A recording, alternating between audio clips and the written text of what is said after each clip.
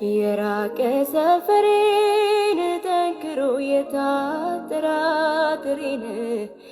ምክንያት ፈልጎ ፈጥሮ የራሱን ሰበብ የራቀ ሰፈሬን ጠንክሮ የታጠራጥሬን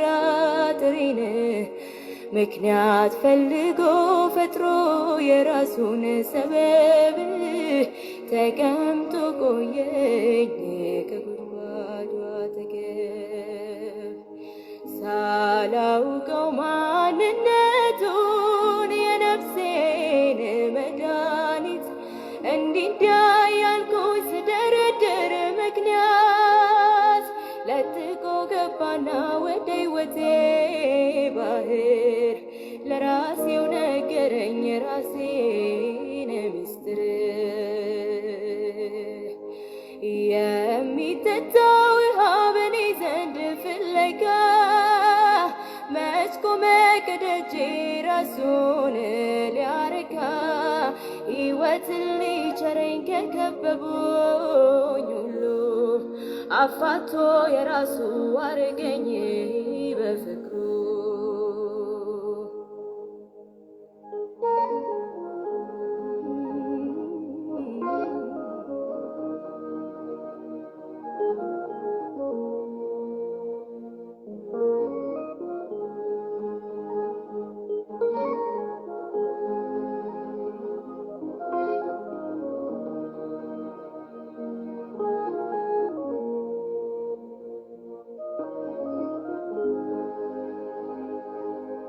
መስሎኝ በምድሩ ሰላምና እርካታ ከአንዱ ተጋብቼን አንደኛውን ስፈታ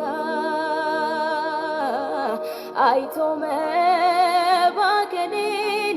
በእርግጥ አዝኖልኛል። ካፉ ቃል እፎይታ ወደ ቤቴ ገብቷል።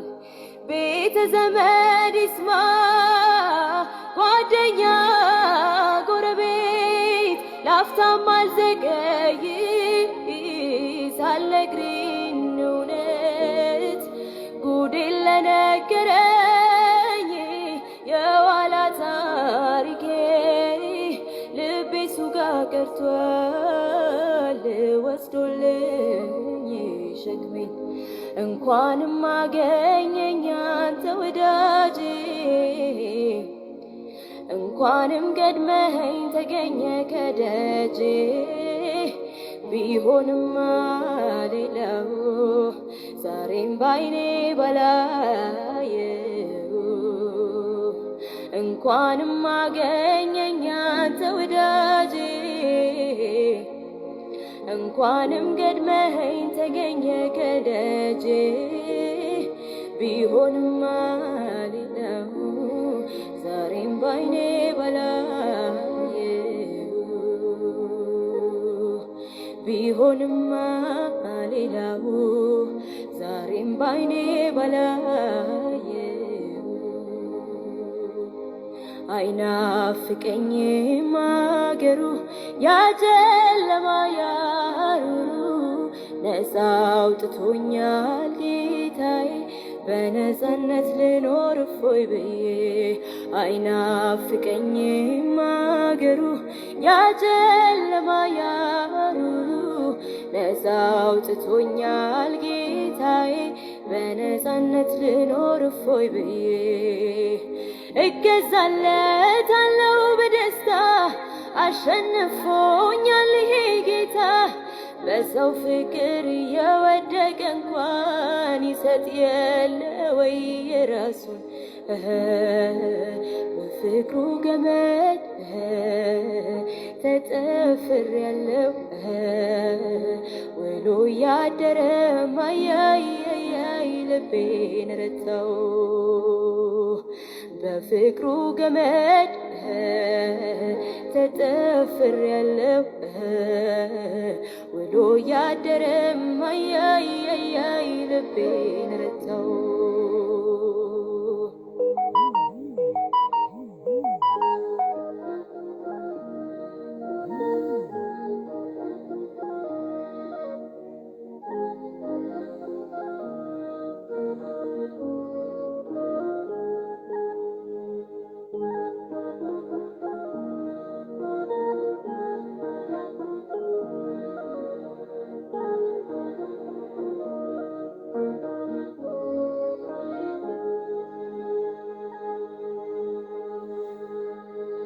እንኳንም አገኘኝ አንተ ወዳጄ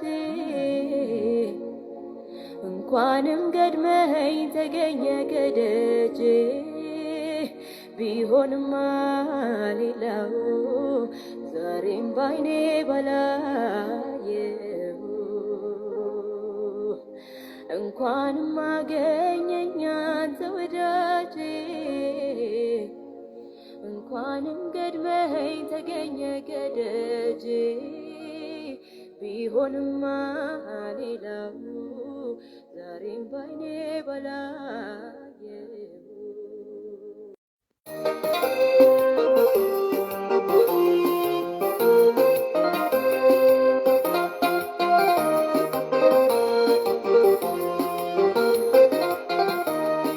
wanto kode bolle kankeni lalamu balbala sibilani karan kujufamu kanenyu fingalle manam kabda kara ani walgite sita taposana wakayo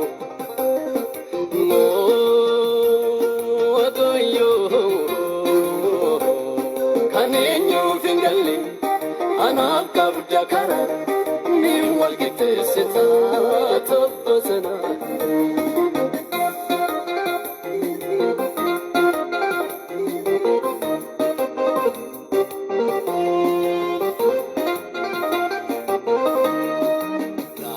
mananafu yada korarase paratte nambistu sanyi sambachase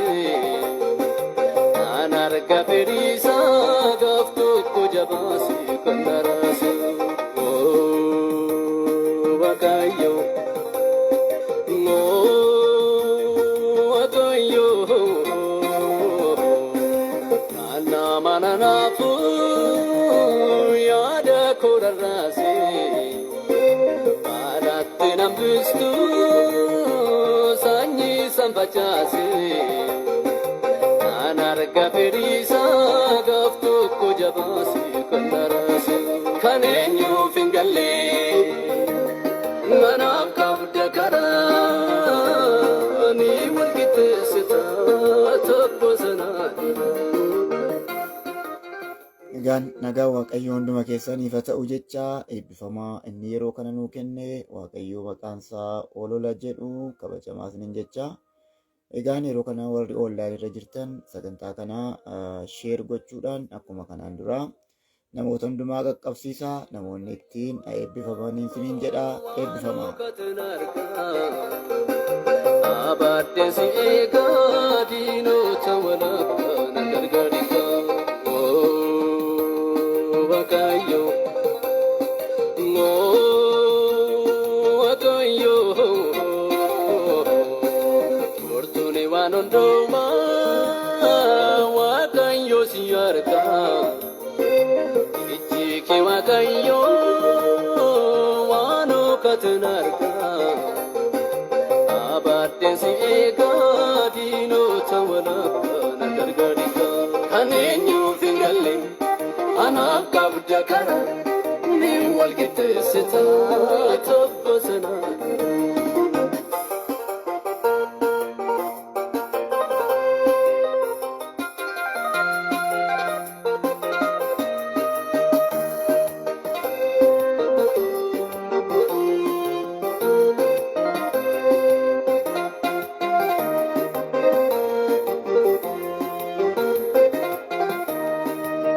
abadensi egang idoti nadape oture sinafu inatanayate akasitnafu garan konagate kanadape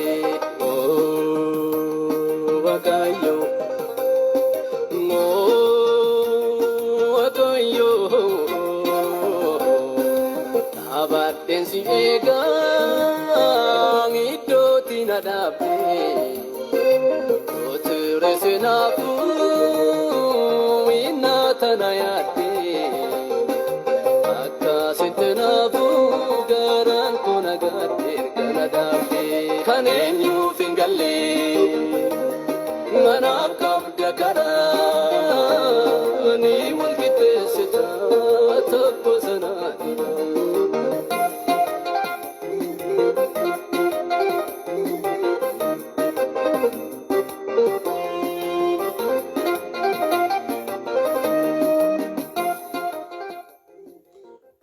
Waaqayyo gaa maqaan isaa haa eebbifamu. Egaan sheer gochuudhaan ammallee nama hundumaa qaqqabsiisa.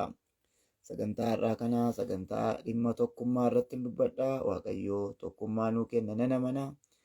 Jaalala isaa, ho'a isaa, gaarummaa isaa akka Waaqa nutti agarsiisu nan amana. Kanaaf irraa sheer gochuudhaan namoota biraan ga'a. Tokkummaa obbolummaa uummaadhaan kaane yoo nuyi waliin taane maqaa gooftaan baane maali wanti hin taane. Tokkummaadhaan kaane yoo nuyi waliin taane maqaa gooftaan baane maaltu nuuf hin taane. Kaane maali wanti hin taane.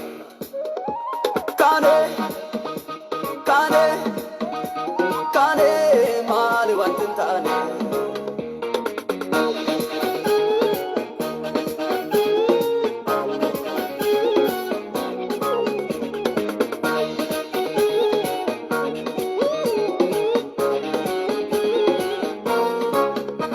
Duruu tokkummaadhaa humni amantoota.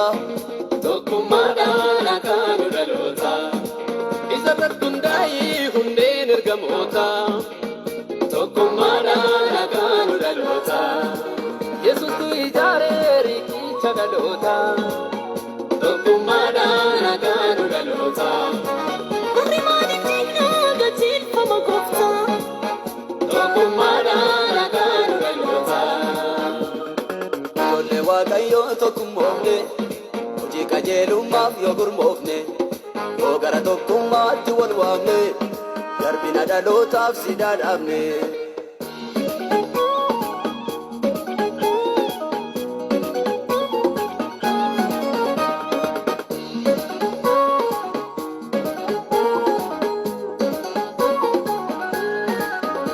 Keenyanneenummaa jiksee nu gidduudhaa dhiigee.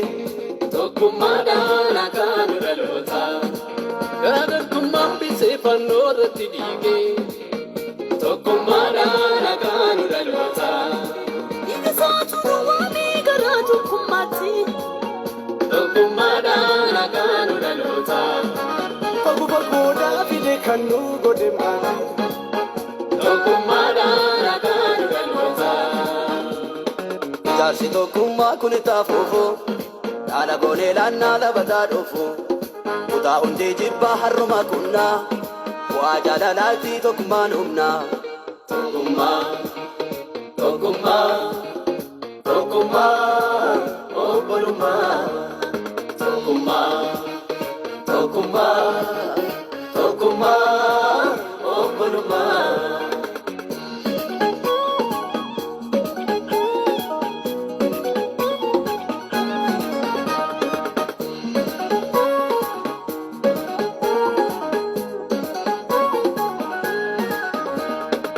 Qabattee gurmuun laga jeeti. Tokkummaadhaan akaanu dhaloota. Kophaatti humnaan qabdu akka uumama isheeti. Tokkummaadhaan akaanu dhaloota. Jirbiin tokkummooftee cimtee arba hiiti. Tokkummaadhaan akaanu dhaloota. Tokkummaa qabannaan dinneessan nu miiti. Tokkummaadhaan akaanu dhaloota. Dachaadhaan naa'ameen jiitu manni tokkummaan jaarameen jiiku warra walii galeetti dinisiiku rakkina uumame hunda waliin eeku. Tokkummaa obbolummaa. Tokkummaa obbolummaa.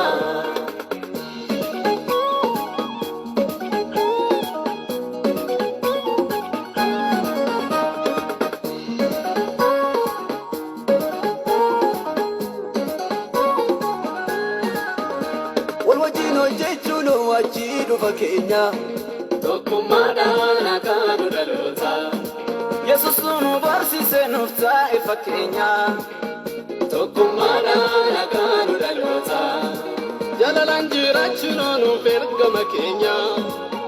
Tokkummaadhaan akaanu dhaloota. Akka wal qabannee deemnee galma keenya. Tokkummaadhaan akaanu dhaloota. Sabaaf sablammii keessa nu kaase Qomoof sanyii gidduudha nu baase Dirree tokkummaarratti nu yaase Macha hundaatti labsuutti nu babbaase Tokkummaa Tokkummaa Tokkummaa Obbolummaa Tokkummaa Tokkummaa Tokkummaa Obbolummaa Uummaadhaan kaane yoo nuyi waliin kaane Maqaa gooftaan baane maali wanti hin taane Tokkummaadhaan kaane yoo nuyi waliin kaane Maqaa gooftaan baane maaltu nuuf hin taane Kaane Kaane Kaane maali wanti hin taane Kaane Kaane Kaane maali wanti hin taane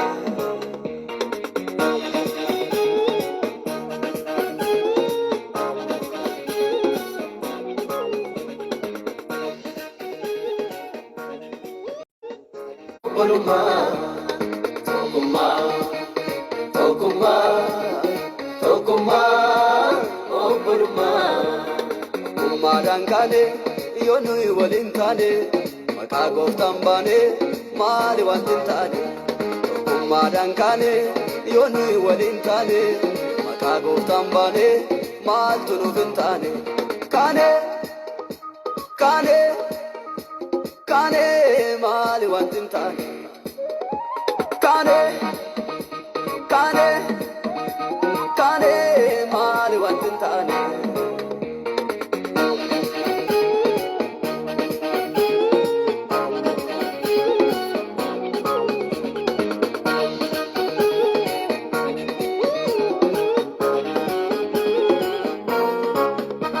Duruu tokkummaadhaa humni amantoota Tokkummaadhaan akaanu dhaloota Isarratti hundaa'ee hundeen ergamoota Tokkummaadhaan akaanu dhaloota Yesuustu ijaaree riqicha dhaloota Tokkummaadhaan akaanu dhaloota Warri maaliif diignaa gajiilfama gooftaa Tokkummaadhaan akaanu dhaloota Ijoollee Waaqayyoo tokkummoofne Hojii qajeelummaaf yoo gurmoofne Yoo gara tokkummaatti wal waamne Garbina dhalootaaf sidaa dhaabne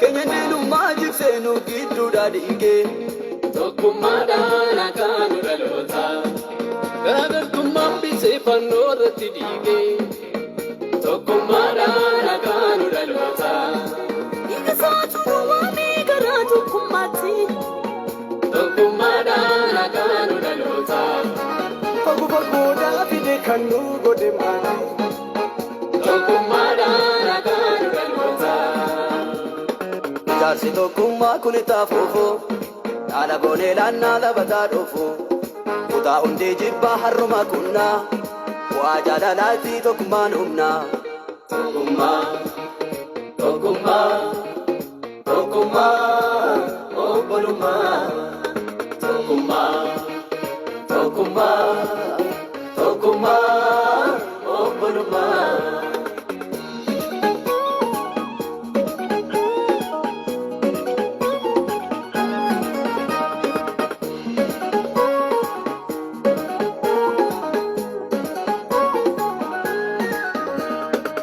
Qabattee gurmuun laga jeeti Yeroo kana gara sagantaa keenya sattaanutti dabarraa sheer gochuu keessanii waaqayyo sinaa eebbisu. Yeroo kana immoo sagaleen hin dhaga'ama yoo ta'e hin dhaga'ama jechuudhaan sagantaa kana sattaanutti dabarraa. Sagaleen kun hin dhaga'ama yoo ta'e hin dhaga'ama jechuudhaan barreessaan siniin jedha galatooma. Yonna chaadhaannaa ameen jiitu manni tokkummaan jaarameen jiiku warra walii galeetti dinisiiku rakkina uumame hunda waliin eeku tokkummaa tokkummaa tokkummaa obbolummaa tokkummaa.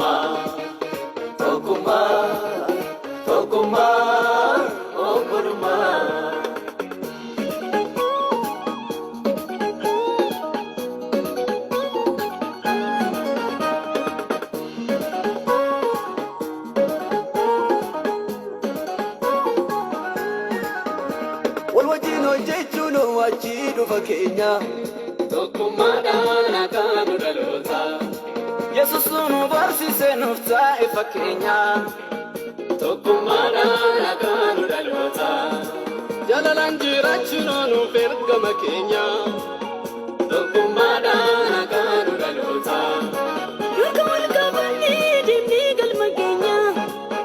tokkummaadhaan akka nu dhaloota sabaaf sablammii keessa nu kaase qomoof sanyii gidduudhaa nu baase irree tokkummaarratti nu yaase macha hundaatti labsuutti nu babbaase tokkummaa tokkummaa tokkummaa obbolummaa tokkummaa tokkummaa tokkummaa obbolummaa Ummaadhaan kaane yoo nuyi waliin taane maqaa gooftaan baane maali wanti hin taane Ummaadhaan kaane yoo nuyi waliin taane maqaa gooftaan baane maaltu nuuf hin taane kaane kaane kaane maali wanti hin taane kaane kaane kaane maali wanti hin taane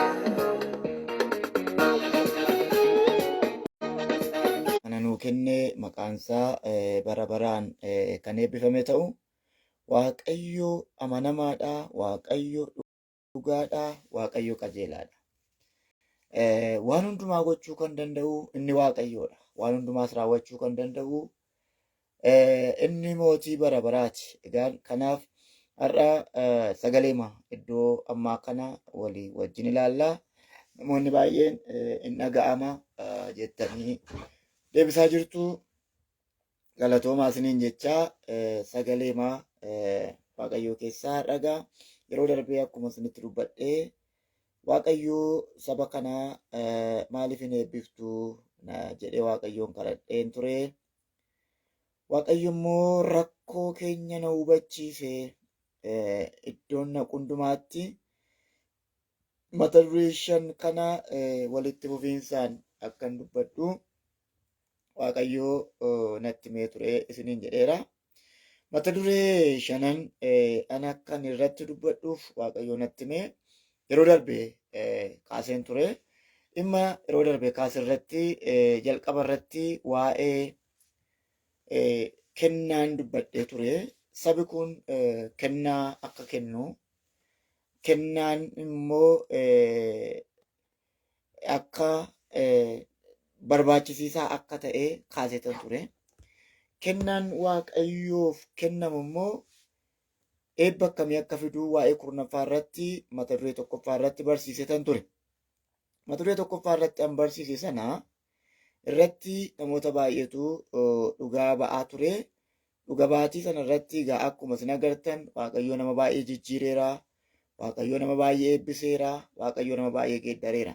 Isa kana godhe Waaqayyoof galanni guddaan haa ta'u. Ameen. Kutaa 2ffaa irratti immoo maaliif hin eebbifamnu kan jedhu irratti araara argachuun murteessaa akka ta'e kaaseen ture. Araara hin argannu taanaan yoomiyyuu eebbifamuu akka hin dandeenye, yoomiyyuu eebbi Waaqayyoo akka nun arganne kaasetan ture. Araara argachuu kutaa 2 ilaalaa turree dilbata dheengaddaa xumurree jirra. Har'agaa kutaa 3ffaa mata duree 5 irratti Waaqayyoo natti dubbate isiniin jedheera. Barumsaan barsiisu mata duree 5 kana tarii namni Waaqayyoo isin gargaare hordoftanii xumurtan eebba addaa ulfina addaatu isin argata. Mata dureen kun 5 Waaqayyo biraa kan gara koo dhufeedha. Kana barsiisii naan jedhe Waaqayyo. Waaqayyo saba kana eebbisii jedhee kadhadhe. Waaqayyo maaf uummata kana hin eebbistu? Saboota waldota kiristaanaa kana maaf hin eebbistu jennaan hir'inoota jiran Waaqayyo natti hime. Hir'inoota jiran kana egaa nus hin sirreeffannaa. Waaqayyos nuu sirreessa. Waaqayyos nuu dhiisa jedhee san amanaa. Har'a egaa mata duree 3ffaa tokkummaa irratti naasa'a. Tokkummaa walii wajjin jiraachuu obbolootaa kana irratti naasa'a. Meegaa hundumti keessan har'a sagalee dheeraa naasa'a tarii yoo hin fitu ta'e iddoo lamatti kuteen dubbadha. macaafa faarfannaa 133 irra kan jiru hundi keessan baafadhaa. Macaafa faarfannaa 133 irra kan jiru waa'ee tokkummaa haasa'a. Macaafa faarfannaa 133 kunii akka jedha. Ilaa obboloonni walii wajjin jiraachuun attam gaariidha. Attam namatti tolas. Inni akka dibata gati jabeessa isa mataa irraa areedatti gadi yaa'uti. Akka isa areeda Aaroon irraa morma wayyaa isaa irra gadi dhangala'uti. Inni akka sanyii fixeensa tulluu Hermoon isa tulluu Xiyoon irraa boba'uti. Eebbi jireenya hin darbinee achirratti akka argamu Waaqayyo abboomeera jedhee kaasa. Ilaa obboloonni walii wajjin jiraachuun akkam namatti tolaa jedheetu waa'ee tokkummaa kaasa. Ani wantan isin hubachiisu tokko deggeruudhaaf hin dubbadhu yookaan nama biraa jabeessee nama biraa qisaasessuuf hin dubbadhu. Garuu wangeela mootummaa Waaqayyoo kanan dubbadha. Wangeelli mootummaa Waaqayyoo kun immoo namoota baay'ee jijjiiraa, namoota baay'ee haaressa. Saayee Waaqayyo si haa eebbisu. Egaan faarsaa 133 lakkoofsa 1-3 kanarratti Daawiti ituma obbolootaan ari'amuu, ituma haadhoodhaan ari'amuu, utuu xinnaaf guddaa beekaaf wallaalaadhaan ari'amuu tokkummaa filate. Kan isa ari'u obboloota, kan isa dhiibu obboloota, garuu inni tokkummaa filate. Yeroo baay'ee dhimma tokkummaa, dhimma walii wajjin jiraachuu keessatti waan biyya jalaa badee, waan waldaa kiristaanaa keessaa badee, waan amantoota jalaa badee, waan agalgaa'ota jalaa badee, wanti guddaan isas keessa jiru kanaadha. Eenyuun ta'e eenyuyyuu tokkummaadhaan malee waa gochuu hin danda'u. Tokkummaadhaan malee waa murteessuu hin danda'u. Tokkummaadhaan malee waa sirreessuu hin danda'u. Har'a garuu hundumtuu yeroon dhalli namaa itti tokkummaa jireenyaa diigee jirudha.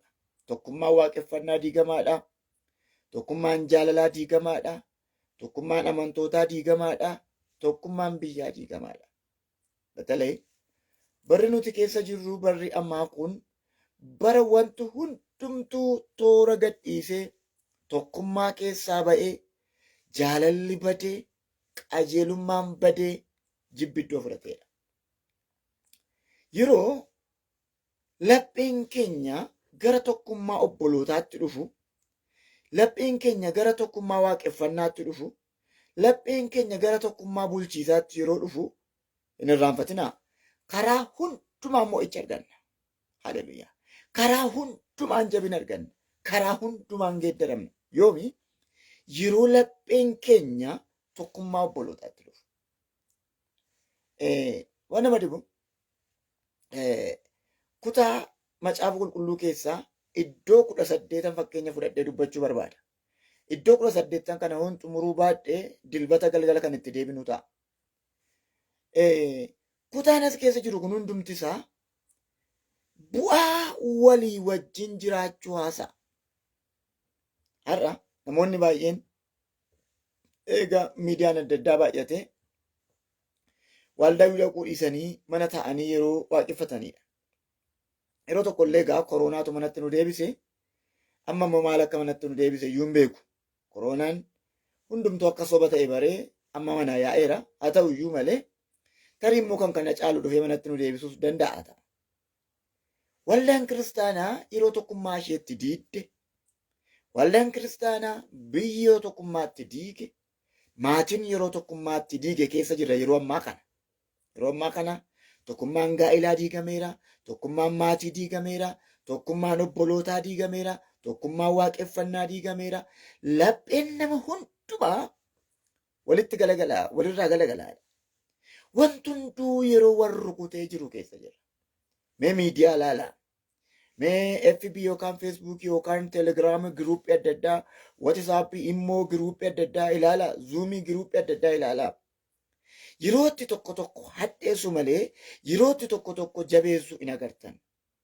Waldaan kiristaanaa yerootti waldaa kiristaanaa hadheessitu, agalgaa'in yerootti agalgaa'ii hadheessu, faarfataa yerootti faarfataa hadheessu keessa jira. Tokkummaan obbolootaa diigamaa jiratu hin ta'in diigamee jira. Irran deebi'a. Tokkummaan obbolootaa diigamaa jiratu hin ta'in diigamee jira. Yeroo tokkummaan obbolootaa karaa hundumaan itti diigame kanatti, yeroo tokkummaan obbolootaa jireenyi dhala namaa hundumtuu abdii kutannaa gadhee keessa gale kanatti, Waaqayyo anaaf sitti dubbatee anaan deebisee waa ijaaruu, siin deebisee waa ijaaruu barbaada. Haleluuyaa. Ameen. Mee namni amanu anaan waa ijaarama namni jedhu, anaan kun akkas ta'a namni jedhu, jireenya isaa gara amantiitti fidu, jireenya isaa gara abdiitti fidu. Waaqayyo anaan kana geeddaruu danda'a namni jedhu. Haleluuyaa. Anaan kana jijjiiruu hin danda'a Waaqayyo namni jedhu. Yeroo baay'ee tokkummaan biyyi tokkummaan qabne tootaalii mo'ameera. Waan biraa tokko dirdirii keessa galinaa. Biyyi tokkummaa hin qabaanne tootaalii mo'ameera. Agalgaayin tokkummaa hin qabaanne mo'ameera. Maatiin tokkummaa hin qabaanne mo'ameera. Jaalalli tokkummaa hin qabaanne mo'ameera. Gaa'elli tokkummaa hin qabaanne mo'ameera. Sababiin isaa Waaqayyo tokkummaa obbolootaa gidduu jira. Ameen.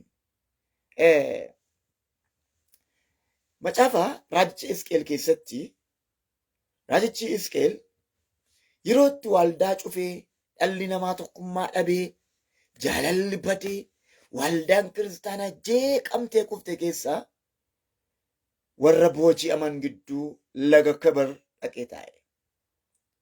Tokkummaan obbolootaa badeera, waaqeffannaan badeera, jaalalli badeera, lallabi badeera, wanti hunduu tootaalii diigamaadha. Yeroo sanatu dhaqee laga kabar warra booji'aman gidduu gaafa taa'u Waaqayyoo dhaqee akkasittiin jedhe, mana Israa'el isa diigame karaa keen deebisee ijaara. Jaalala Israa'el isa diigame karaa keen deebisee ijaara. Waa maal Waaqayyo akkanaa jedhu akkasiina jedhu. Waldaa kiristaanaa isa diigame karaa keen deebisee ijaara. Saba bittinnaa'e karaa keen deebisee ijaara. Ati amma laga kabarii ba'ii gara murtootti kottuutti hin jedhe. Gara ijaaramuutti kottuutti hin jedhe. Gara jijjiiramuutti kottuutti hin jedhe. Haleluuyaa. Mee akkas jedhaa. Ani jira jedhaa barreessaa mee namni dhaga'aa jirtan kun. Ani jira jedhaati dubbadha. Haleluuyaa. Ani jira. Hisqeel nama mul'ataa ta'ee booji'amaa gidduu dhaqee gale. Hisqeel nama ayyaanaa ta'ee booji'amaa gidduu dhaqee galee abdii kutatee taa'e. Abdii fixeera, humna fixeera, waan qabatu fixeera, waan garatti goru wallaaleera. Sun diigame. Kun waa'ee kanaasaa kun banneerra jedha. Waa warri jechaa ta'u dhuguma sin jirtu Waaqayyo sinaa dhaabuu jabeesse. Eebbifame tsaayee jirtaati kabbabuu jirtaati.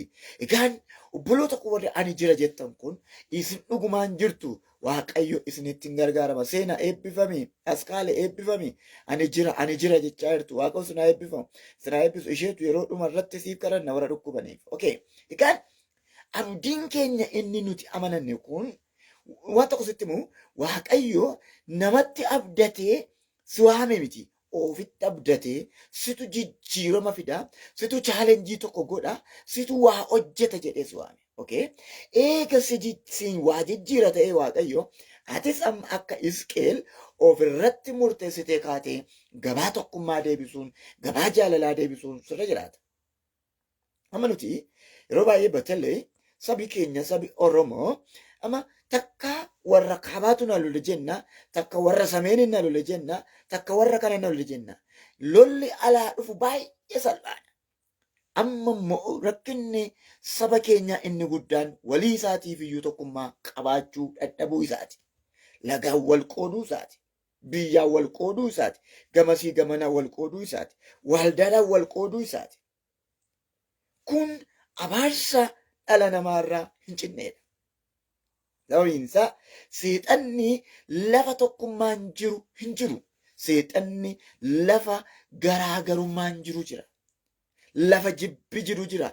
Sababiin isaa seexanni amala gurguddaa 99 qaba. Macaafa 66 kana olaaltanii amala gurguddaa 99 qabu keessaa inni hangafaa abbaa dubbiiti, abbaa sobaati, abbaa tokkummaa diiguuti, abbaa jibbaati agartanii. seexanni yeroo hundumaa akka waan godhuuf Hisqeel warra booji'aman gidduu abdii kutatee laga Kebar utuu taa'u Waaqayyo dhaqeetti dubbate ati jirtaa ka'ii tokkummaa deebisittiin jedhe. Haleluuyaa. Ati jirtaa ka'ii waldaa kiristaanaa isa diigame deebisii ijaarittiin jedhe. Ati jirtaa ka'ii dhaabadhuuttiin jedhe. Ati jirtaa ka'ii jijjiirama uumiittiin jedhe. Ameen. Haleluuyaa. Hooyyaa keessee beekaniyaa. Ani jira warra jechaa jirtan kunis naa eebbisa. Hisqeel boqonnaan 2 lakkoofsa 1-2 Hisqeeliin akkas jedhe Waaqayyo. Egaa jedheen karaa keen tokkummaa deebisaa, karaa keen jaalala fidaa, karaa keen eebba gadhiisaa, ati amma miilla keetiin dhaabadhutti jedheen. Hisqeel boqonnaa 2 lakkoofsa 1-2 kun dhaabachuu Hisqeeliin agarsiisa. Hisqeel miilla isaatiin yeroo dhaabatu agarra. Hisqeel gaafa miilla isaatiin dhaabachuutti ka'u jireenyi Hisqeel guutummaan kan biyyaa, kan isaa, kan namoota hunduu hin jijjiirame. Haleluuyaa. Gooftaan nu gargaaru. Hisqeel akkamitti murteessee miilla isaatiin dhaabachuutti dhufe? Hisqeel akkamitti murteessee ani jira jedheettanii yaaddusin? Hisqeel ikkoo akkuma keenya nama fooniitti nama nyaatee dhuguudha. Garuu waan tokko murteesse miilla kootiin nan dhaabadhaa, Waaqayyo na gargaaraa, tokkummaan kun anaan deebi'a jedhe. Tokkummaan saba koo keessaa diigame, tokkummaan waldaa koo keessaa diigame, tokkummaan biyya koo keessaa diigame, karaa koo deebi'a. Har'a biyyi Itoophiyaa maal dhabde yoo jettan nama akkasii dhabde. Waldaan kiristaanaa Itoophiyaa maal dhabde yoo jettan nama akkasii dhabde. Tarii obboloota koo, tarii obboleetti koo, ati jirtaa laata?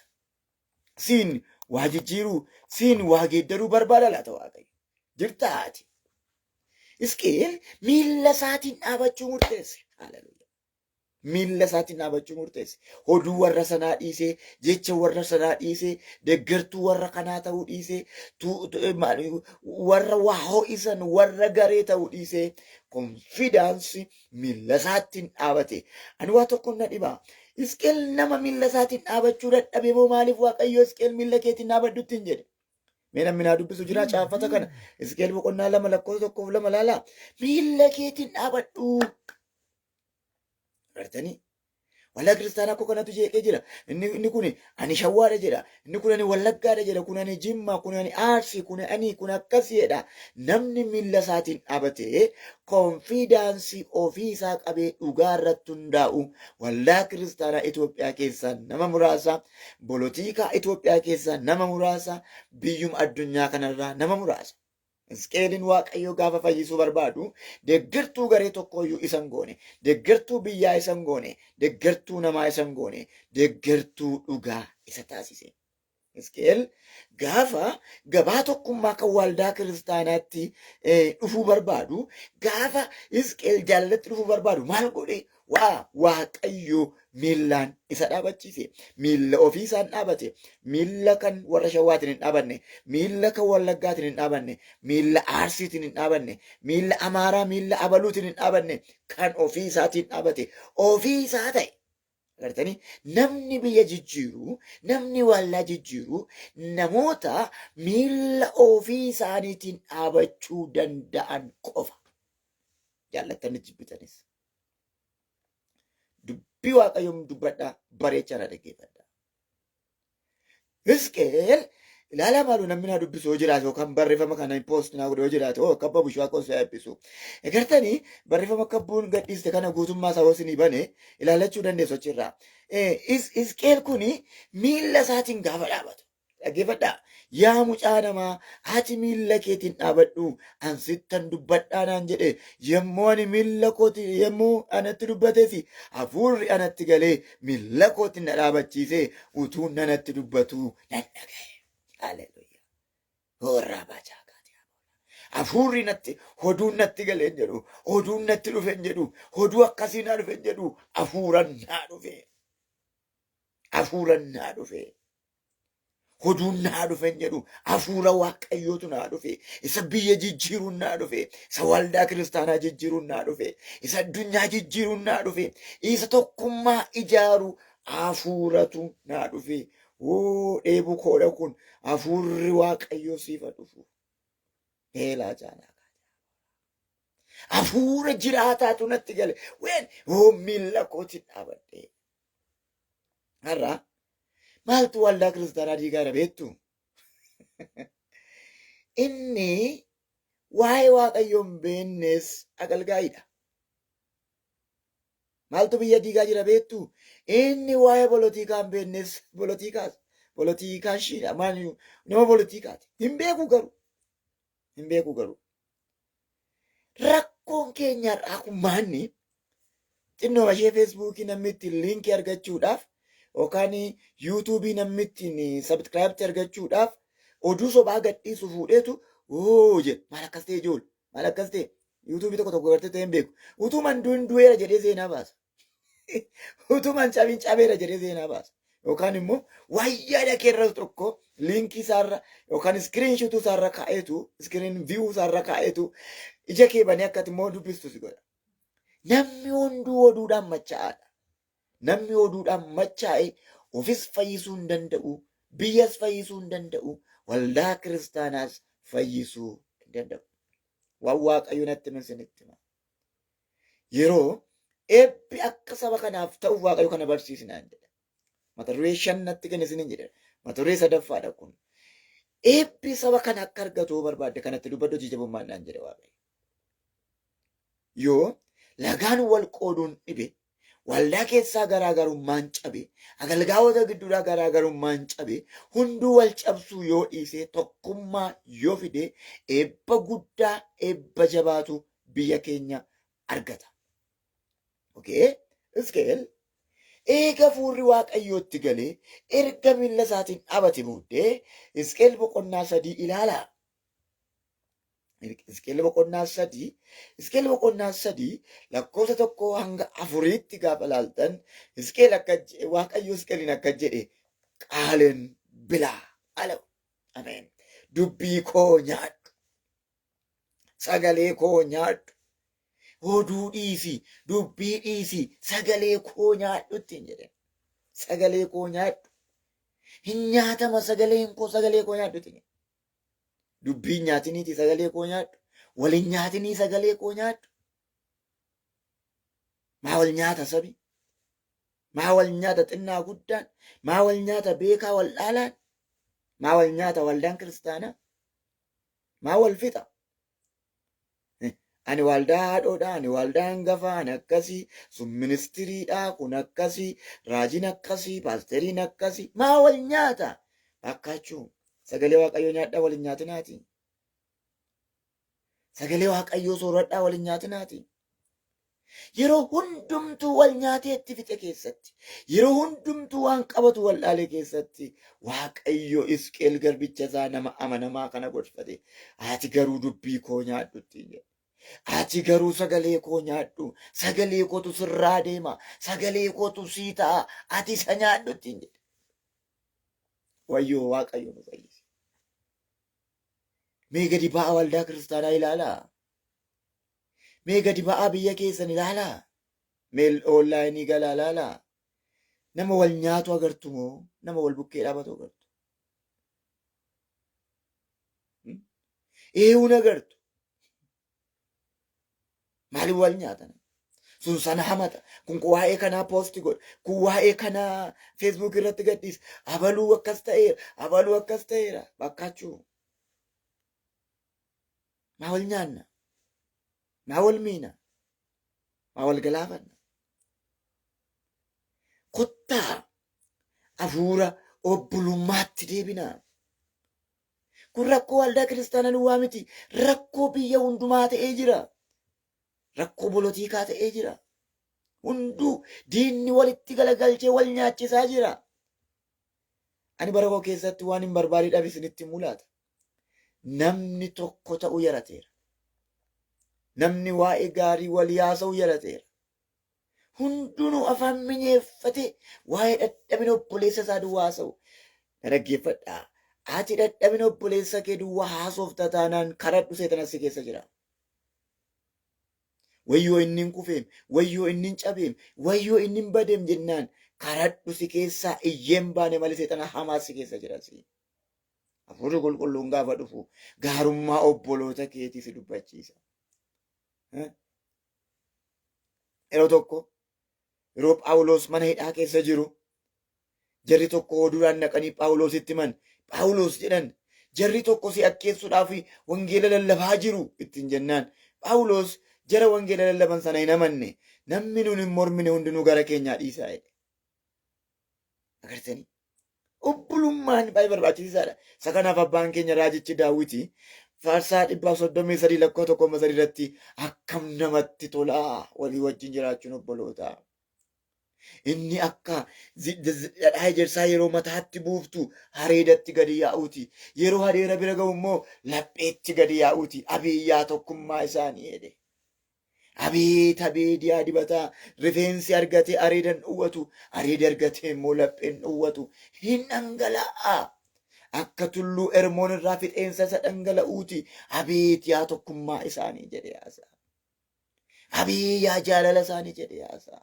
Tokkummaa obbolootaa isa seexanni diige kana isa haalli diige kana isa yeroon diige kana har'a wanta tokko tokko gaafa teessanii ilaaltan waan baay'eetu abdii isin kutachiisa. Waan baay'eetu wanta qabattan si wallaalchisiisa. Waan baay'eetu garatti gortan si wallaalchisa obboloota koo. Waan baay'eetu jireenya keessan hundumaa miidhama keeti. Waaqayyo maa jedhe Hisqeel ittiin jedhe. Waa mi'as keetti caaffadhaa warri jirtan Hisqeel ana jedhaati kaa. Hisqeel ana kan Waaqayyo barbaadu. Hisqeel ittiin jedhe. Wee naan qoy ati dubbii koo nyaadhu jedhe. Haleluyaa. Ati hambaa dhalootaati. Ati hambaa biyyaati. Ati hambaa egeree abdii ijoollee Waaqayyootaati. Ati dubbii koo nyaadhu ittiin jedhe. Qaaleen bilaa baakki. Ta'u. Sila ta'u. Sila waa'ee namaa dhiisi. Waa'ee sanaa dhiisi. Waa'ee obboleessaa dhiisi. Waa'ee obboleettii dhiisi.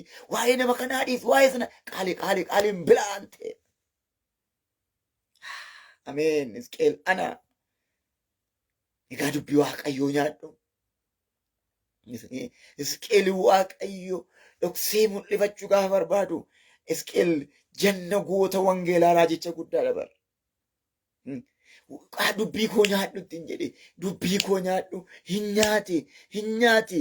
Hisqeel 3 irratti nyaadhu garaa guuttadhu ittiin jedhe.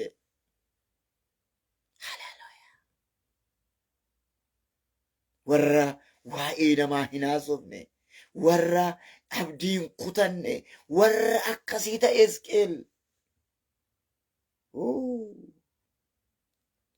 Maal obboloota koo har'a maaliif namni wal nyaata jettanii? Hisqeel Waaqayyoo gaafa hambifachuu barbaadu mee ati akka warra sanaan ta'iniiti, ati akka warra kanaas hin ta'iniiti, ati dubbii koo naa nyaadhu ittiin. Waaqayyo naa gargaara. Faarfataa Girmaa Kuusaa faarfannaa kana baay'een jaalladhe.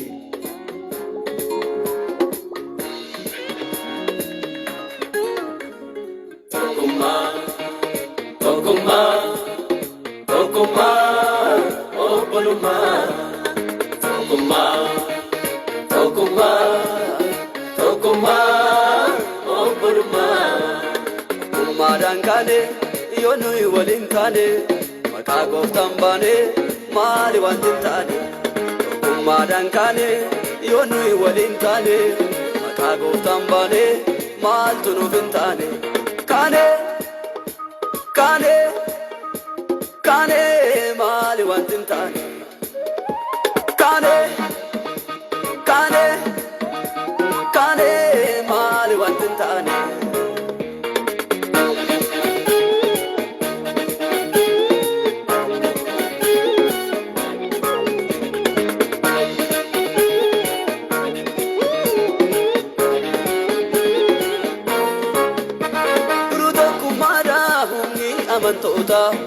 Tokkummaadhaan akaanu dhaloota isa irratti hundaa'ee hundeen ergamoota.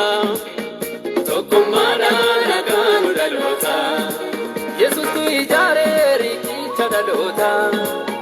Tokkummaadhaan akaanu dhaloota. Warri maaliif diignaa gachiifama gooftaa. Tokkummaadhaan akaanu dhaloota. waaqayyoo tokkummoofne hojii qajeelummaaf yoo gurmoofne yoo gara tokkummaatti wal waamne garbina dhalootaaf si dhaadhaabne.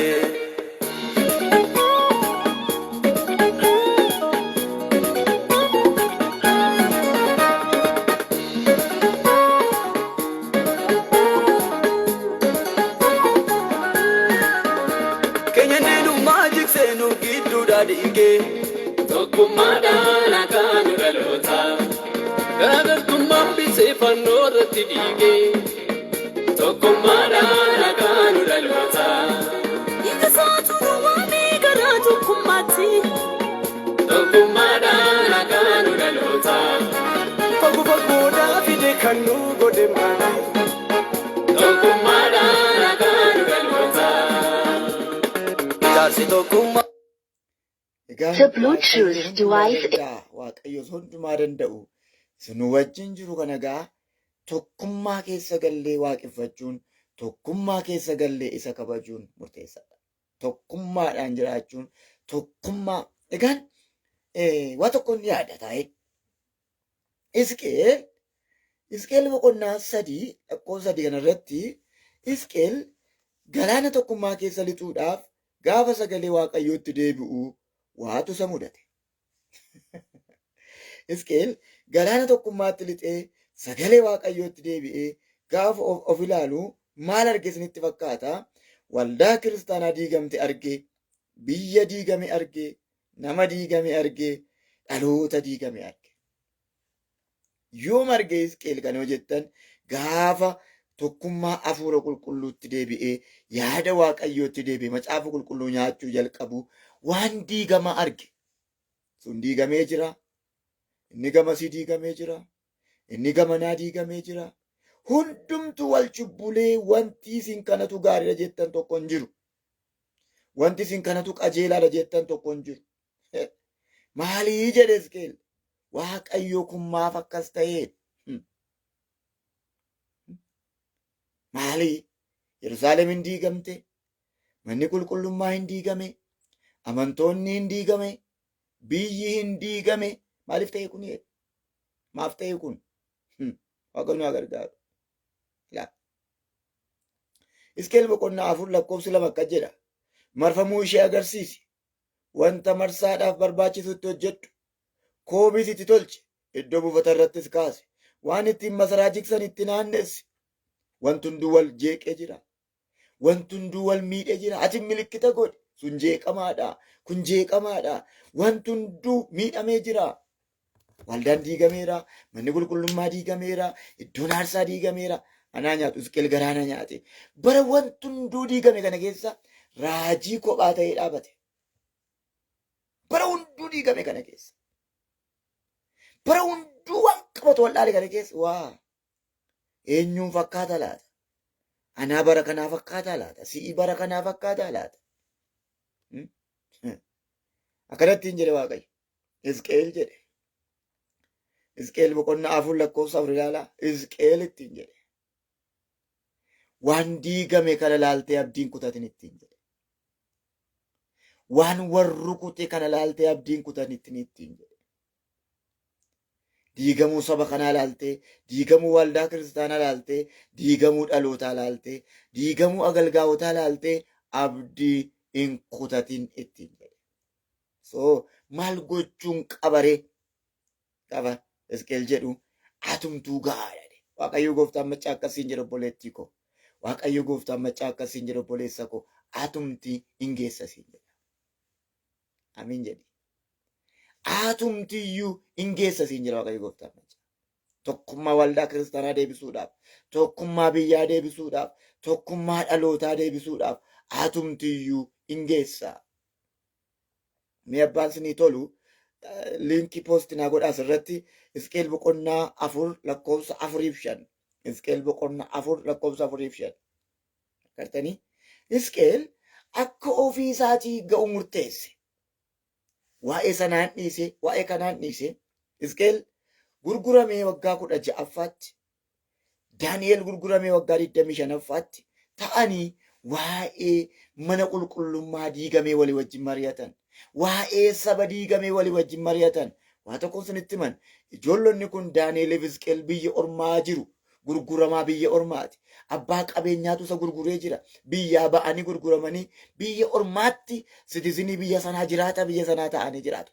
Garuu wal ga'anii waa'ee Yerusaalem diigamtee, waa'ee iddoo aarsaa diigame, waa'ee faarfannaa diigame ta'anii walii wajjin haasa'utti ka'an. Ta'anii walii waliin mari'atan. Eessa dhaqee faarfannaan durii, eessa dhaqee jaalalli durii, eessa dhaqee tokkummaan durii waliin jechuu jalqaban. Eessa dhaqee gilooriin dur ture iddoo aarsaa, iddoon aarsaa duriin sodaatama, faarfannaan duriin sodaatama, jaalalli abbootaa durii adda. Maal akkam namatti tola. Namni yeroo waldaa keessa gadi olii gadi hin kaatu, hin wacu, suuta jedhee iddoo isaa qabatee ta'a. Sagalee waaqaa dhaggeeffata. Mastii katattaadessuun kun hin jiru. Dhaqee inni durii. Maaliif diigame iddoon aarsaa? Maaliif diigame waaqeffannaan jedhaniitu Hisqeeliif Daani'eel biyya ormaa ta'anii walii wajjin maree jalqaban. Wanti Hisqeel murteesse tokkoof tokko isa kana. An nangaa kan jedhudha. An nangaa. Waajaa kaataa baashaa. An nangaa. Mee akka jedhaa? Anuu gaa'aadha jedhaa. Anuu nangaa jedhaa caafame Waaqayyo bara keessan eebbisu. Nangaanii Hisqeel. Nangaanii. Anuu nangaa Waaqayyoodhaaf. Ameen. Nangaanii. Nangaani. Hisqeel nangaa jedhee murteessee kabbuu Waaqayyo si eebbisu. Tiksii kabbuun asirratti poostii goote kana ilaaltanii akkanattiin jedhe Waaqayyo. Ammatiitiin jedhe lakkoofsa 4 irratti ati cinaacha keessa bitaatiin yakka mana Israa'el hundumaa ofirra kaa'ii guyyaa ati cinaacha keetiin ciiftu kana hundumaa yakka isaaniin baattaa ani lakkoofsa waggaa isaaniitti na yakkanii sitti nan kennaa guyyaa cinaacha kee tokkoon guyyaa 390 ciisii na waamettiin jedhe. Waa. Ameen. Let me mee waan tokko dhaggeeffadhaa. Ijoo nama akkamiitu sabaaf jedhee, waldaadhaaf jedhee, dhalootaaf jedhee, biyyaaf jedhee cinaacha isaa tokkittiidhaan guyyaa 390 ciisattanii yaaddu. Asirra jira. Ofii isaatiin miti ba'aa kana nan baadha. Iddoo aarsaa diigamteen ijaara, saba diigamteen ijaara, waldaa diigamteen ijaara, biyya diigamteen ijaara jedhee namni guyyaa 390 cinaacha isaa tokkoon ciisu eenyuunni? Mee akkasinii galuuf waggaan tokko guyyaa 365 tokkorra 4 qabdi. Tokkorra 4 qaamee dhiisame guyyaa 365 kana waggaa tokkodha. Kun immoo guyyaa 390 jechuun waggaa tokko meeqa?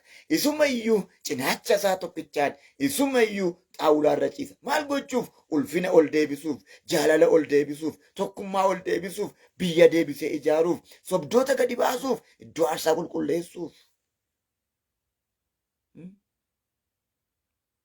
Eewu nama akkasii eenyutu jira? Eewu nama akkasii eenyutu jira?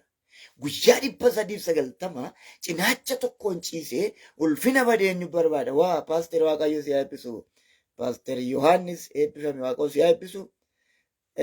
Paaster Yohaannis keessa jira eebbifame. Paaster Joon eebbifame. Kitaaba barreessaa kitaabaatti Paaster Yohaannis nama baay'ee jaalladhuuf kabajuudha. Kitaaba gaabbii jedhu gabaarra oolchee jira. Tarii kafarii isaa qabaate asirratti poost isin godhu. Namoonni Keeniyaa kitaabi kun Keeniyaatti iddoo adda addaatti ergamaa jira. Asirraa isa bira argachuu dandeessu yookaan silkii isaa asirraa fudhadhaati. Kitaaba bareedaa barreessee jira jechuun Waaqayyo si eebbisu. Ilaala egaa guyyaa 390 guyyaa 390 ofiisaaf miti, bizinesii mataa isaatiin miti, dhalasaaf miti, waldaa kiristaanaaf, biyyaaf, ulfina badeef, jaalala bade deebisuudhaaf hamma kana gatii baata Hisqeel. Har'a biyyi Itoophiyaa Hisqeeliin dhabde. Waldaan kiristaanaa Hisqeeliin dhabde. Warra bu'aa ofii isaaniitiif hin kaanne dhalootaaf kan hojjetan, dhalootaaf kan dhaabatan, tokkummaaf warra gatii kaffalan. Akka jedha abbaan keenya Billy Graham kitaaba isaa tokko irratti akka jedhee barreesse. Lafa tokkummaan hin jirre guyyaa tokko taa'urra umuriin itti dhaladheerraa waggaa 20 qannasuu naa wayyade. Umurii Waaqayyo akkan jiraadhuuf naaf iyyamerraa waggaa 20 hir'isuu naa wayyade. Jecha sana baay'een jaalladhe. umurii waggaa 20 umurii koorraa muruu naa wayyaa lafa tokkummaan hin jiraanne guyyaa tokko taa'u mannaadha. Waldaa kiristaanaa tokkummaan hin jiraanne keessatti waaqeffachaa jirra yoo ta'e, biyya tokkummaan qabaanne, dhaloota tokkummaan qabaanne, maatii tokkummaan qabaanne, jireenya tokkummaan qabaanne keessa jirra taanaan hafuurri keenya miidhamaadha, lapheen keenya miidhamaadha. Waa'ee tokkummaa dubbanne waan xumurru hin qabnu fakkeenya adda addaa fudhachuu dandeenya. Meesuma asirra caafamee jiru isinitti agarsiisa. Hizqeel guyyaa 390 cinaacha isaa bitaa tokkoon kan ciisu, cinaachi isaa bitaa kun luqqa'ee tottore amma bo'utti waa'ee tokkummaa waame. Waa'ee tokkummaa kadhate. Cinaachi isaa bitaa kun xaawulaan tottorsee hin aadalkanis guyyaa. Maal Waaqayyo nama akkasii nuu kenne? Hin aadaa ayi Yerusaalem, ayi mana Waaqayyoo, ayi jaalala durii, ayi faarfannaa durii. Har'a waldaa kiristaanaa Tsinatsiniin guuteera.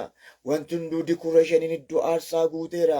Faarfannaan istaayiliin isaa guuteera. Wanti hir'ate hin jiru. Garuu ulfinni Waaqayyoo keessa hin jiru. Eessa dhaqee ulfinni Waaqayyoo iddoo aarsaarraa dur calaqqisu tuni gilooriin dur iddoo aarsaarra ture sun dhaqee hin yaabe. Hin boo'e Hizqeel. Waaqayyo jedhe ani jira. Ani jira. Ani jira. Deebisii ulfina kee. Deebisii. Deebisii tokkummaa sana. Deebisii jaalala sana. Isa malee eessayyuu hin geenyu. Boleessa koo boleettii koo. Kun siif milikkita eebbaati. Kun anaaf milikkita eebbaati. Waaqayyo ragaa koodha. Abbaan dhaga'ee dhiise dhaga'ee hadhiisu. Ati dhaga'iitii irratti hojjedhu. Mee tokkummaa deebisi karaa kee. Mee tokkummaa fidi karaa kee. Mee jaalala deebisi karaa kee. Yeroo baay'ee waa'ee jaalalaa yeroo kaafnu hundi keenya jaalala kennuu hin baranne, jaalala fudhachuu duwwaa baranne. Jaalalli garuu jaalalli hin kenna malee fudhachuu irratti hin hundaa'u. Jaalala jechuun kennuudha malee fudhachuun jaalala miti. Kanaaf gooftaan keenya Yesuus Kiristoos kan kenne eebbifamaadha jedhe. Jaalalli kennuudha wanta ta'eef warra isa jibbanii jaalala kennuu qabda. Warra isa jibbanitti jaalala agarsiisuu qabda. Baay'ee namoonni akka jedhan abaluu kun akkas na goonaa ani immoo akkas godhe. Abaluu akkannaan jennaan ani immoo akkas jedhe. Hiika jaalalaa hin barre nuti. Waan tokko sunitti agarsiisa. Jaallattanis jibbitanis guyyaadhuma fatanaa isin dhuma irratti fudhattan fatanaa jaalalaati. Waan hundumaa gootanii jaalala dhuma irratti hin jiru yoo ta'e wanti isin gootan hunduu zeeroodhaan baay'ata malee gatii hin qabu. Waaqayyo akka jedhe waa'ee jaalalaa yeroo barsiisu namni nama jibbee nama ajjeesedha jedhee kaa'e. Akkasitti hiike Waaqayyo jaalala. Inuma jibbee taanaan ajjeeskee taati nafse gedaayiidha jedhe. Garuu namichi hin duune jira barra. Yeroo tokko tokko dubbii Yesuus Kiristoos dubbatu na dhiba. Yeroo tokko tokko yeroo waamichaatu turenna. Na duukaa bu'ii, na duukaa bu'ii, na duukaa bu'ii jennaani tokko maaloo namanna jalaa du'e abbaa koo du'e abaluu du'e dhaqeen awwaalladhee dhufannaani du'aan du'aa awwaallatu ati kottore. Hiika kana ilaaltanitti laata du'aan akkamitti du'aa awwaala? Eenyu warra lafa awwaalaatti geessitan namni isin hirkaa takkaa ka'ee namni isin hirkaa takkaa ka'ee du'aa sana fuudhee awwaalee hin jiru. Ituma jiranii du'aa ta'uu Waaqayyo nu haa oolchu. Warruma jiran du'aatti lakkaa'ee du'aan du'aa awwaalutti hin jedhe Yesuus Kiristoos. Agartanii? Hizqeel egaa ofii isaa murteessee gaafa ka'u guyyaa 390 cinaacha tokkoon ciisee gaafa ka'u Waaqayyo akkanatti hin jedhe Waaqayyo dadhabbii namaan gatu guyyaa tokko akka waggaa tokkoottan sii lakkaa'e. Jesus. Ameen. Ilaalaa dubbii masan. Guyyaa tokko akka waggaa tokkoottan sii lakkaa'a. Obboleettii koo dadhabbiiti tokkummaa deebisuu dadhabdu kan guyyaa tokko Waaqayyo akka waggaa tokkootti siif lakkaa'u. Dadhabbii ati waldaa kiristaanaa diigame, jaalala diigame, tokkummaa diigame deebisuudhaaf goote kana Waaqayyo kan waggaa tokko kan guyyaa tokko akka waggaa tokkootti isiniif lakkaa'u. Isin warri biyya bulchitan irree, isin warri mootummaallee gaarummaa biyya ijaaruuf dadhabbii isin guyyaa tokko gootan akka waggaa tokkootti isiniif lakkaa'u Waaqayyo. Ameen. Fallaadhuma isa kanaa immoo diigamsa ati guyyaa tokko goote immoo diigamsa waggaa 100 waggaa tokkootiin sii ka'a jechuudha.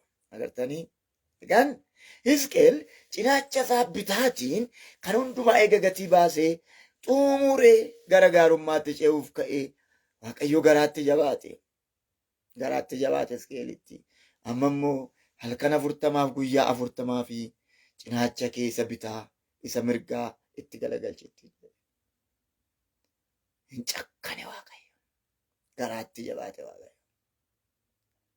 Hisqeel cinaachi inni bitaa kun xumuramee tottoreera. Amma immoo inni kun immoo ganaa ji'a tokko guyyaa 10 ciisa. Maal ta'e Hisqeel? Cubbuu maalii godhe Hisqeel? Maal balleesse Hisqeel? Maaltu itti dhufe Hisqeel? Adagaa maalitu isa quunname Hisqeeliin? Waaqayyotu isa barbaade malee. Hisqeel ishii jedhee isa kana gaafa galatti galchu Waaqayyo akkasittiin jedhe. Hisqeel jedhe guyyaa 430 cinaacha keetiin ciifte ani immoo waggaa 430 sii godheera. Hisqeel guyyaa 430 eega ciisee garbummaa Israa'el isa waggaa 430 geggeesse.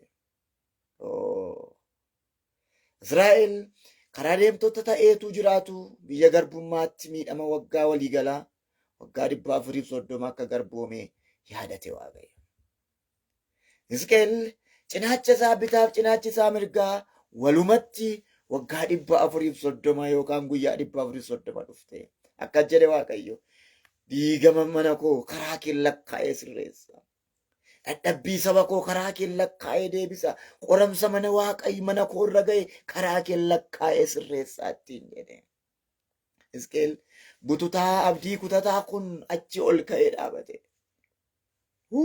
Jiraataadha Yesuus Kiristoos.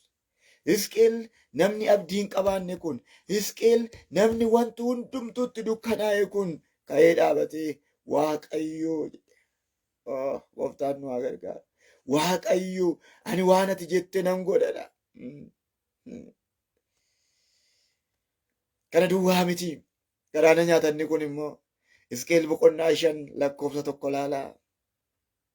Hisqeel boqonnaa 5 lakkoofsa 1 yaa mucaa namaa ati billaa keessa qara qabeessa fudhadhuutii ka'ii qarabaatti ittiin mataa kee fi areeda kee haaddadhuutii akka rifeensicha madaalii fudhadhuutii safarii gargar hirii yommuu guyyaan marfamuu sun raawwatamu rifeensicha harka kee sadii keessaa harka tokko mandaratti walakkaatti ibiddaan gubii harka tokko mandaratti manaannessitti billaadhaan kukkutii harka tokkos qilleensa keessa bittinnisi ani isaan duubaan billaanan luqqifadha. Hisqeel rifeensa keessa kan ofirraa fuudhii gubii rifeensa keessa kan qilleensa irratti facaasii tokkummaan hin jiru akka kana diigameera jedhi. Rifeensa isaa kan ofirraa murmuree samaayii keessa facaasee deebi'ee sassaabuu kan danda'u.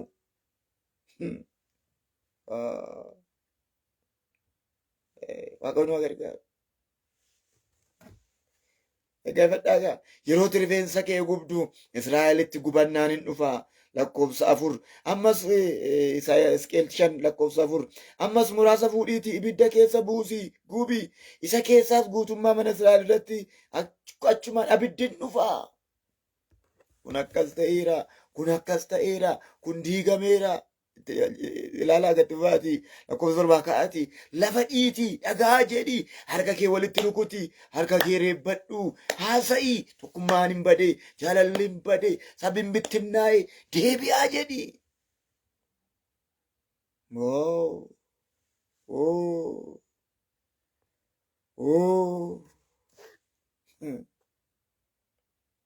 Lakkoofsa 11 irratti akka jedha ani jiraataadha jedha Waaqayyo Gooftaan machaa. Isin yoo baddaniyyuu ani jiraataadha. Isin yoo diigamtaniyyuu ani jiraataadha. Isin yoo caljettaniyyuu ani jiraataadha jedha Waaqayyo Gooftaan machaa. Waaqayyo nu haa gargaaru. Maaliif ta'ee rakkinni kun hundumtuu? Lakkoofsa 3 Hisqeel boqonnaa 6 lakkoofsa dhaggeeffadhaa. Isin yaa tulloota Israa'el dubbii Waaqayyoo dhaga'aa.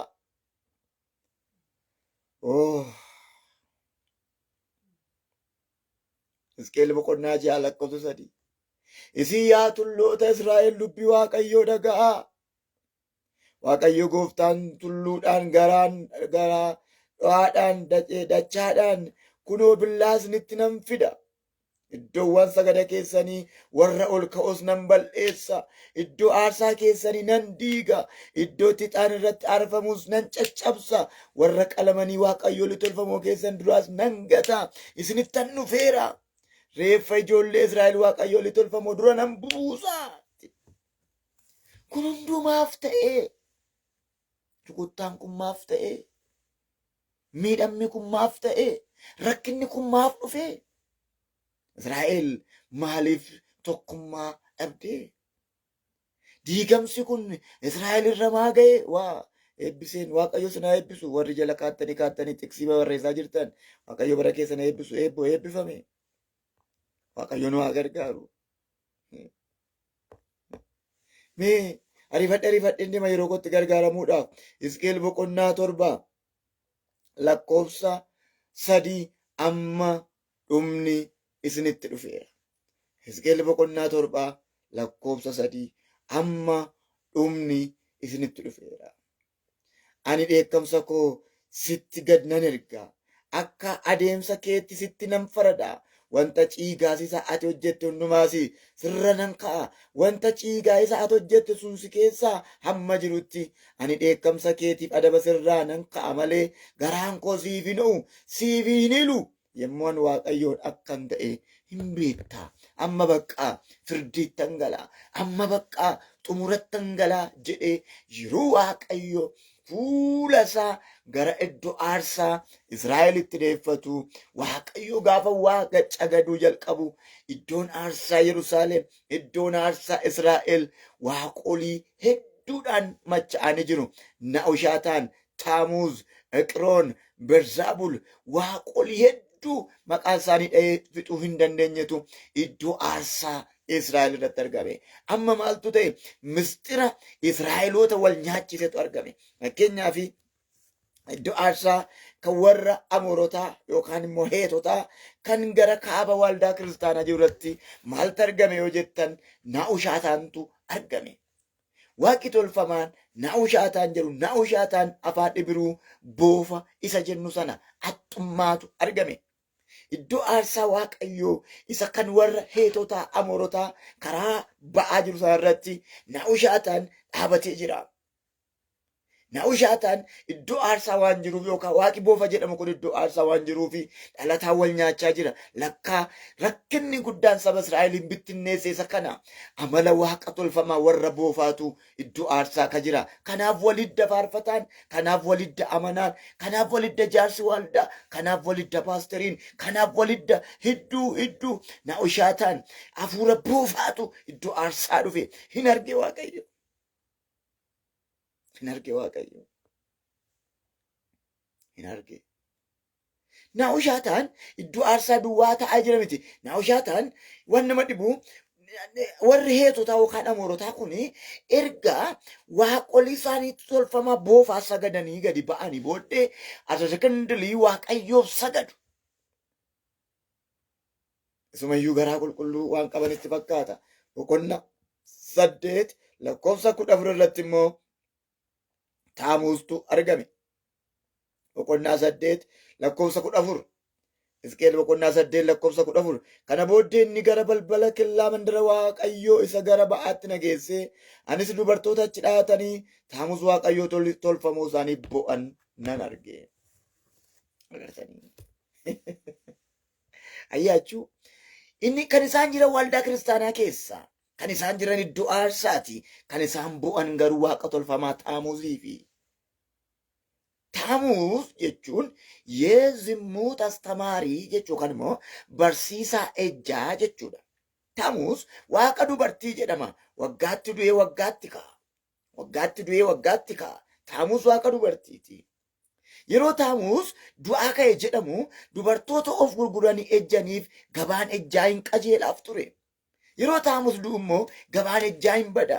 Agartanii jarri kun Taamuuziif kan sagada eessa jiru iddoo aarsaa Waaqayyoo karaa balbala ba'aa jiru kan warra Iqroon kan warra Amoor isa bira jiru. Agartanii Achi ta'anii Waaqayyoof sagadu. Okay? Maaltu ta'e? Taamustu iddoo aarsaa waan jiruufi akka jirutti ejji wal guure iddoo aarsaa gale. Hundumtu iddoo aarsaa irratti walitti ejjuu, walitti xuraa'u, faarfataan asitti ulfaa'a, kun akkas ta'a, kun akkas ta'a. All are fake. Wanti hunduu soba ta'e.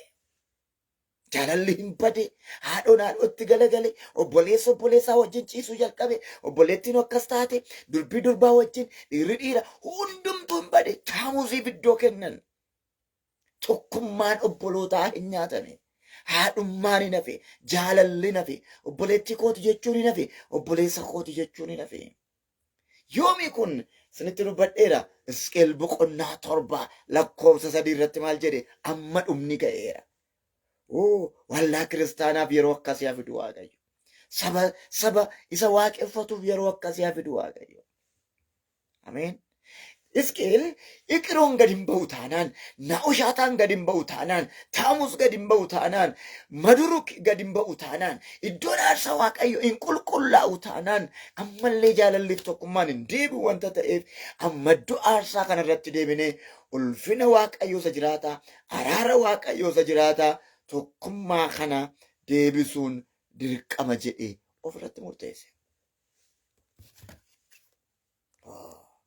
Hisqeel boqonnaa 12 lakkoofsa 27. Hisqeel boqonnaa 12 lakkoofsa 26 fi 27 dubbisee nan dhaaba.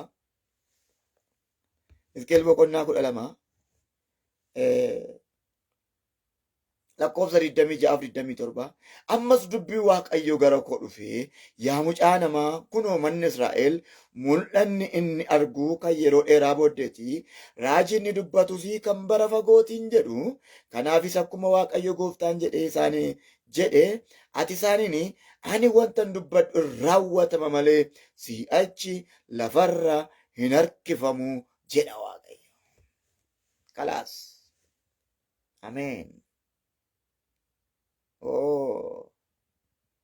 An waanan dubbadhe lafarraa kana booddee hin harkifamu jedha Waaqayyo.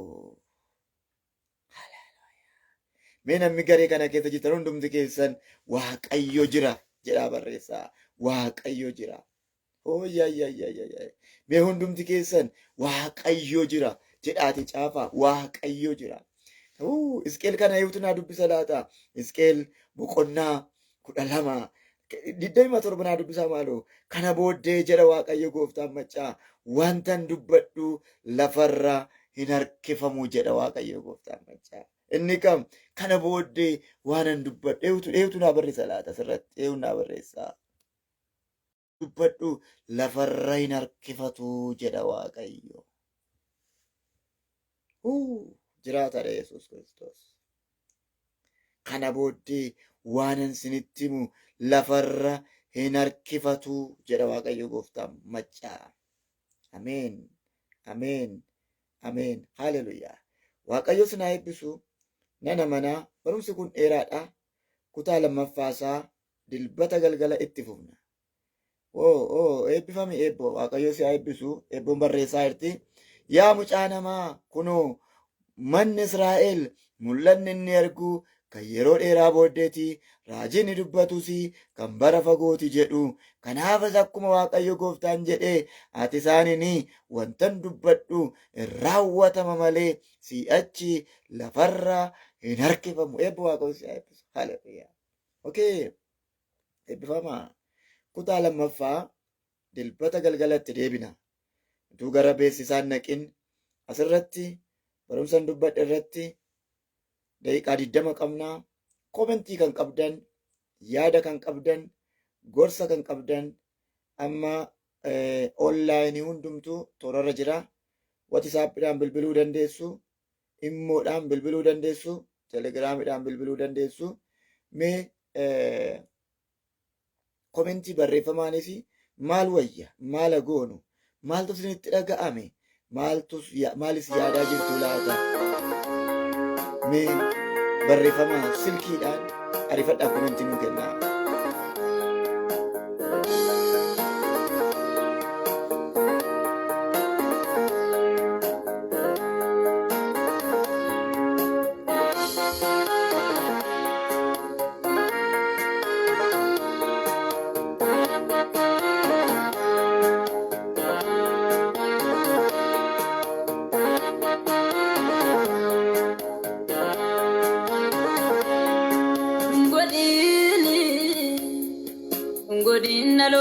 maqaan kee irratti raafamu.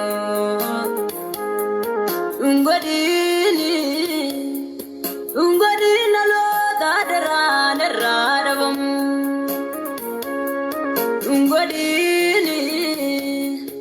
Ungodiin dhaloota imaanaan irratti nyaatamu.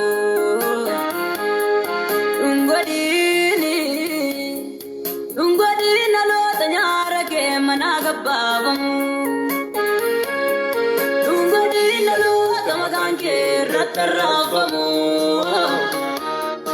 Ungodiin dhaloota risaa kee manaa gabbaabamu. Ungodiin dhaloota maqaan kee irratti raafamu. Ungodiin dhaloota risaa kee manaa gabbaabamu.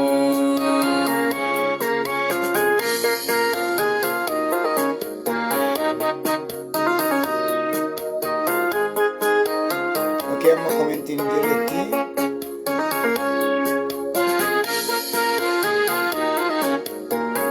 Oke, Nagaashii eebbifamee, Zalaalam eebbifamee. Adaraa kee fuulee manaa baanee deemsa gubbaa jirra. Ba'uun ga'uu miti yaa Waaqayyoodhuma keenya daraa. Imaana kee fuulee manaa baanee deemsa gubbaa jirra. Ba'uun ga'uu miti yaa Waaqayyoodhuma keenya daraa. Nuti keenya dandee akka xumurru nuti karaa keenya. Yaatii malubaamne akka geenyu iddoo galma keenya. Nuti keenya dandee akka xumurru nuti karaa keenya. Yaatii malubaamne akka geenyu iddoo galma keenya.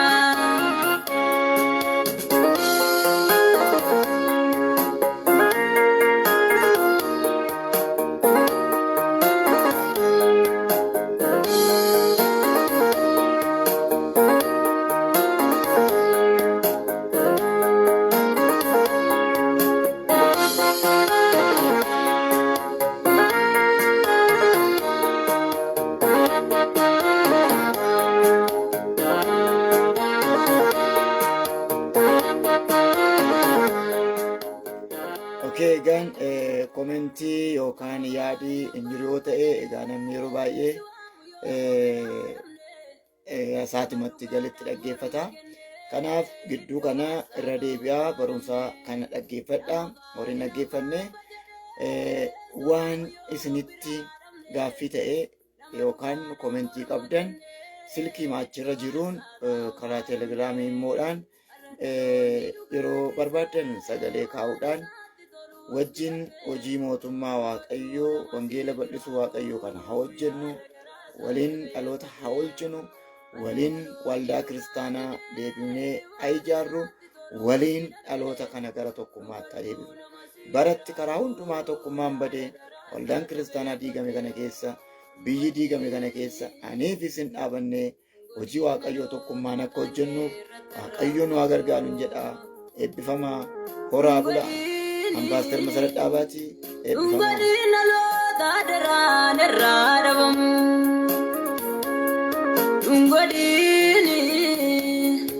Ungodiin dhaloota imaanaan irratti nyaatamu.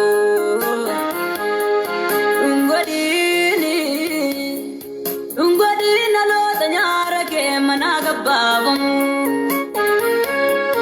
Ungodiin dhaloota maqaan kee irratti raafamu. Ungodiin dhaloota risaa kee manaa gabbaabamu. Ungodiin dhaloota maqaan kee irratti raafamu. Ungodiin dhaloota risaa kee manaa gabbaabamu.